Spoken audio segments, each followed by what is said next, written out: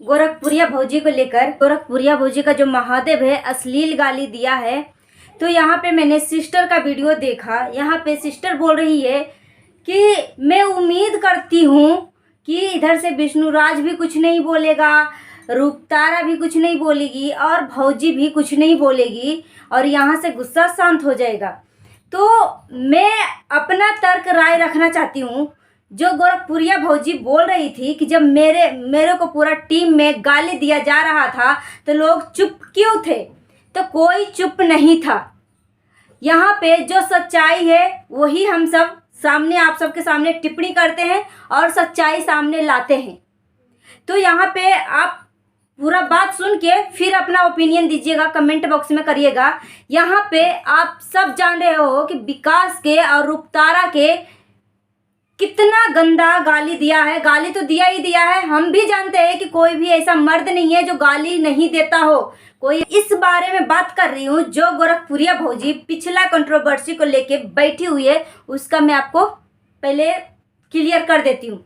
यहाँ पे गोरखपुरिया भौजी बोल रही है कि हमें पिछली बार जो हमें लोग जो है इतनी गंदी गंदी अश्लील गाली दे रहे थे तो आप सब कहाँ थे। हम सब भी यहीं थे जहाँ पर अभी हैं।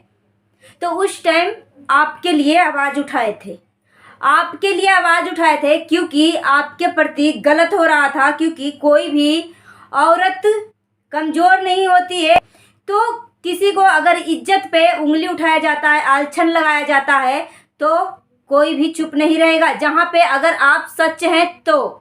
मगर यहाँ पे गोरखपुरिया भौजी का पति महादेव और गोरखपुरिया भौजी जो नारा लिया था कि अश्लीलता ख़त्म होगी, तो पहला नंबर तो जो यूट्यूब का महारानी अश्लीलता देवी हैं वो पहले अपने घर से अश्लीलता ख़त्म करेंगी तभी तो ख़त्म होगा।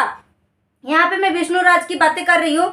पिछली बार का जो महादेव को लेकर या जो भी है कंट्रोवर्सी चली थी, तो यहाँ पे विष्णुराज क्या पता गाली दिया कि नहीं दिया, मगर गाली दिया था, ये सामने आया था। क्योंकि भौजी बोल रही थी मुझे गंदा गंदा गाली दे रहा है, मुझे अब जीने का हक नहीं है। जहाँ पे उस लेडी को पूनम ने सपोर्ट किया था, पूनम सिस्टर ने सपोर्ट किया था, बहुत सारी बातें बताई थी पूनम सिस्टर को, जो कि उस औरत के लिए, उस गंदी लेडी के लिए आवाज़ उठाई थी। और उसको जो है एक चंद तक इसको भाव नहीं दिया, लात मार के हटा दिया। और अभी जब महादेव के ऊपर आया है, महादेव खुद गाली दिया है, तो यहाँ पे जैसे कि मैंने आपको बोला है, यहाँ पे जो सच्चाई रहेगा वही हम बोलेंगे। किसी का चमचागिरी हम नहीं करते हैं, ठीक है। या फिर हमारा दोस्त हो, फ्रेंड हो या कोई भी हो, यहाँ पे जो सच्चाई रहेगा वही हम आप सबके सामने बोलेंगे। तो यहाँ पे सिस्टर बोल रही थी कि बस लड़ाई को आगे बढ़ाने से कोई मतलब नहीं है, बस लड़ाई को ख़त्म करते हैं। हम सब भी चाहते हैं कि लड़ाई ख़त्म हो जाए, मगर जब विष्णु चौहान गोरखपुरिया भौजी को जब गाली दिया था तो पूरे पब्लिक के सामने आपके ही लाइव में आके सबसे माफ़ी मांगा था। दोनों पति पत्नी माफ़ी मांगा था हाथ जोड़ के कि हमसे गलती हो गया। तो लड़ाई ख़त्म करने का बस एक ही सल्यूशन है कि गोरखपुरिया भौजी का पति गाली दिया है तो वो भी आके पब्लिक के सामने माफ़ी मांगे कि हाँ हमने गाली दिया है।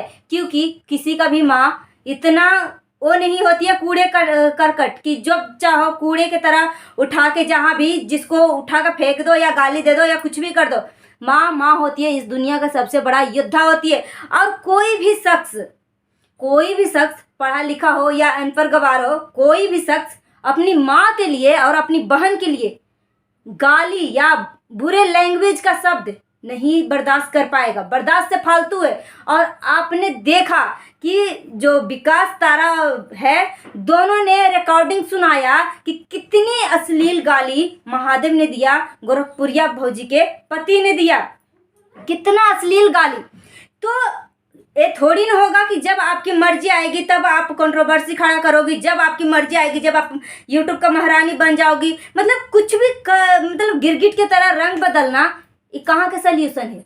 तो अगर झगड़ा को शांत करना चाहती हो तो बस एक ही सल्यूशन है। मैं अपनी राय दे रही हूँ। जिस तरीके से पिछली बार विष्णु चौहान ने गलती किया था तो मैं गोरखपुरिया भौजी के लिए आवाज़ उठाई थी, मगर इस बार रूपतारा का गाली दिया है, रूपतारा का पति विकास को, तो मैं उसके लिए बोल रही हूँ क्योंकि वहाँ पे गोरखपुरिया भौजी गलत है।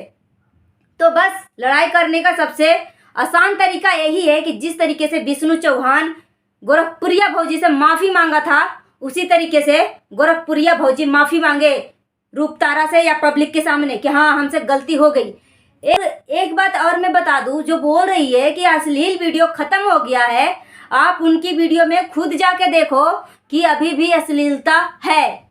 कहीं ना कहीं 10-20% ख़त्म हुई है, जो कि बहुत ज़्यादा ही गंदी आ रही थी, क्योंकि मोबाइल जो है छोटा बच्चा बड़ा बच्चा सब लोग स्क्रॉल कर रहे हैं और ये सब जो अश्लील वीडियो बना रहे हैं अभी भी बना रहे हैं बनाने वाला, मगर कहाँ से सीखा है? भौजी से ही सीखा है। क्योंकि सब लोग जानता है और हम जिसको हम फॉलो करते हैं देखते हैं तो ऑटोमेटिक कोई सीखने सिखाने की ज़रूरत नहीं है, ऑटोमेटिक हम सीख जाते हैं कि सामने वाला क्या कर रहा है, इसको कैसे पैसा मिल रहा है, कैसे व्यू आ रहा है, कैसे सब्सक्राइबर आ रहे हैं, बताने की ज़रूरत नहीं है। अगर आप किसी को हेल्प नहीं भी करोगे ना, तो आप पब्लिक के सामने अपनी वीडियो बनाते हो, पब्लिक के सामने अपलोड करते हो, तो उसको भी भगवान नजरें दिए हैं, आँख दिया है, वो देख के सीख लेगा। तो जैसे जैसे आपने स्टार्टिंग में किया था, जितनी गंदी वीडियो आपने अपलोड किया था स्टार्टिंग में ना, मैं इसकी वीडियो भौजी का ना इसकी वीडियो मतलब देखना नहीं चाहती थी। मैंने स्टार्टिंग में मैंने इसकी वीडियो देखी थी ना, तो अपने पति को बच्चे से मरवा रही है कि मार इसको मार इसको मार इसको। ये कहाँ का संस्कार है? कहाँ का संस्कार है? आपको तो अभी मजा आ रहा है कि छोटे बच्चे से मैंने मरवा दिया अपने पिताजी को या बाप को। कहाँ का संस्कार है? बच्चा बड़ा होके या सामने में आपकी जो वीडियो देखेगा, किसी का भी बच्चा देखेगा, बड़ा देखेगा, छोटा देखेगा, बुजुर्ग देखेगा, सब लोग देखेगा, आपके बाप की उम्र का भी देखेगा, तो उस बच्चे पे क्या प्रभाव पड़ेगा? और आपके भी घर में जवान जवान बेटियां हैं, अगर आपकी बेटी को कोई गाली दे दे, इतनी गंदी अश्लील गाली, तो क्या आप बर्दाश्त कर पाओगे? नहीं ना। तो इसका सबसे अच्छा सल्यूशन है कि आप हाथ जोड़ के पब्लिक के सामने आके माफ़ी मांगो। ये ज़रूरी नहीं है, और जितनी भी कंट्रोवर्सी शुरू करती है ना, ये भौजी ही करती है। पिछली बार महादेव को भगा के कंट्रोवर्सी शुरू करी थी और इसको पल पल का खबरें पता होता था कि कहाँ है नहीं है, क्योंकि ये भौजी की खुद प्लानिंग था और एक भी वीडियो मिस नहीं हो रहा था। पर डे वीडियो आना, किसी के घर में अगर ऐसा कुछ हादसा होता है तो पर डे वीडियो डालना ज़रूरी है। पहले हमें जिसकी ज़रूरत है, या हमारे घर से कोई गुम हो गया है, गुम तो हो गया, परिवार गुम हो जाता है तो टेंशन होती है, मगर हमारा आधा अंग यानी हम सफ़र, हमारी ज़िंदगी, जो लड़की को शादी हो जाता है तो इसका पति ही ज़िंदगी हो जाता है, तो उसका हम सफ़र खो गया है और पर डे उसकी वीडियो आ रहा है। और कैसे घटिया गाना पे, चिट्ठी ना कोई संदेश न जाने कौन सा देश, ऐसे गाने पे अपनी वीडियो अपलोड कर रही है कि समझ में नहीं आ रहा है कि क्या अपशगुन हो रहा है कि नहीं हो रहा है। और आप खुद सोचिए कि अगर आपका बच्चा हो गया या पति हो गया या कुछ भी, ठीक है, जिससे आप बहुत दिल से अटैच हो, बहुत दिल से प्यार करते हो, उसके बिना आप जी नहीं सकते हो, इसके बिना आप रह नहीं सकते हो, तो वो शख्स अगर खो जाता है तो आपके दिमाग पे क्या असर पड़ेगा, और अगर वो शख्स मिल जाता है तो आपके दिमाग पे क्या असर पड़ेगा, और इसके साथ आप किस तरीके से ट्रीट करोगे।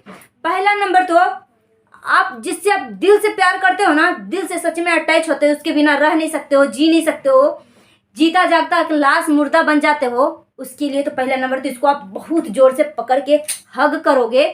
हग करने के बाद आप मारो या कुछ भी करो गुस्से में कि आपने इतना मुझे कष्ट क्यों दिया, कितना मैं परेशान हो रही थी आपके वजह से, इस तरीके से बिहेवियर होगा। मगर यहाँ पे मैं बोलना चाहूँगी कि जब गोरखपुरिया भौजी का पति मिला था, महादेव जी मिले थे, तो मतलब ऐसा कुछ रिएक्शन नहीं था कि उसका पति 1 हफ्ते से गुम है, कि 4 दिन से गुम है, कि 3 दिन से गुम है। कोई रिएक्शन भौजी के चेहरे पे नहीं दिखा था। दिखेगा कैसे? क्योंकि उसे पल पल की खबरें पता था और बोल रही थी कि FIR करवाए हैं, तो FIR ऐसी नहीं होता है। उस टाइम भी आपका कंट्रोवर्सी चली थी कि FIR का मतलब होता है पुलिस जो है घर से लेके बाहर तक टोला मोहल्ला सब से पूछताछ छानबीन करता है, इसको कहते हैं FIR।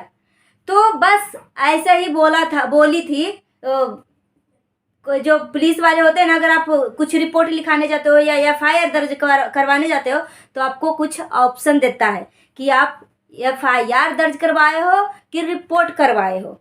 तो यहाँ पे FIR दर्ज नहीं हुआ था क्योंकि महादेव तो भागा ही नहीं था, सब भौजी का प्लान था, तो रिपोर्ट लिखवाई थी।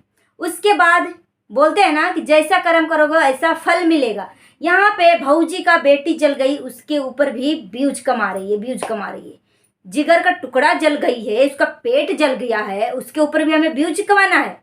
और अभी देखो ये सब कर्मा ही है ना। अगर आप मानते हो कि कर्मा लौट के आता है तो सब कर्मा ही है ना। अभी देखो आंख पे फोड़ा निकला हुआ है, उसको सुधारने के लिए सबसे अच्छा है कि आप माफ़ी मांगो, जैसे कि विष्णु चौहान आपसे माफ़ी मांगा था पब्लिक के सामने।